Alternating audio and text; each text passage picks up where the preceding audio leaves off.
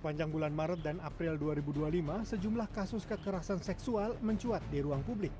Diawali dengan pemerkosaan yang dilakukan oleh seorang calon dokter spesialis anestesi di Rumah Sakit Hasan Sadikin, Bandung.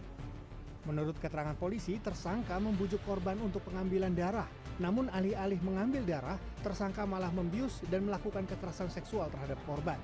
Yang mengejutkan, jumlah korban bukan hanya satu, melainkan 3 orang. Lalu di Garut, Jawa Barat, seorang dokter kandungan ditetapkan sebagai tersangka dalam kasus dugaan pelecehan seksual pada pasiennya. Tak hanya sekali, tersangka telah 4 kali melakukan hal serupa terhadap korban yang berbeda. Di Malang, Jawa Timur, seorang perempuan mengaku menjadi korban tindak asusila seorang dokter di salah satu rumah sakit swasta di Malang, Jawa Timur. Menurut korban, ia diminta melepas pakaian dan disentuh di area sensitif. Ketua BEM Nonaktif Universitas Indonesia Melkisedek Huang dijatuhi sanksi administratif skorsing selama 1 semester usai terbukti melakukan kekerasan seksual. Dugaan kekerasan seksual yang dilakukan dosen yang juga guru besar Fakultas Farmasi Universitas Gadjah Mada, Edi Meyanto, terhadap sejumlah mahasiswi membuat publik geram. Polres Sukoharjo, Jawa Tengah menangkap seorang guru sekaligus kepala sekolah dasar swasta atas kasus dugaan pelecehan seksual pada puluhan muridnya. Dengan iming-iming akan memberikan keturunan seperti wali dan bercahaya bagi desanya, 22 santriwati menjadi korban kejahatan seksual di sebuah pondok pesantren di Lombok. Tersangka merupakan mantan pimpinan yayasan inisial AF, melakukan pelecehan dan persetubuhan terhadap santriwatinya yang dilakukan sejak tahun 2015 hingga 2024. Polisi menggelar olah TKP di Desa Sendang, Jepara, Jawa Tengah. Di rumah tersebut, petugas mengamankan sejumlah barang bukti yang disimpan tersangka pelaku kekerasan seksual terhadap anak. Pria 21 tahun itu ditangkap setelah orang tua korban melaporkannya ke polisi karena melihat konten video tidak senonoh dari ponsel anaknya. Dari hasil penyelidikan, modus yang digunakan adalah dengan merayu korban melalui media sosial. Setelah itu korban dijebak dengan membuat video vulgar. Dalam kasus ini ada 31 anak dengan kisaran usia 12 tahun hingga 17 tahun yang menjadi korban. Berdasarkan catatan tahunan Komnas Perempuan yang telah diolah oleh tim Dipo Investigasi, angka kekerasan seksual dari tahun ke tahun fluktuatif, namun cenderung mengalami peningkatan.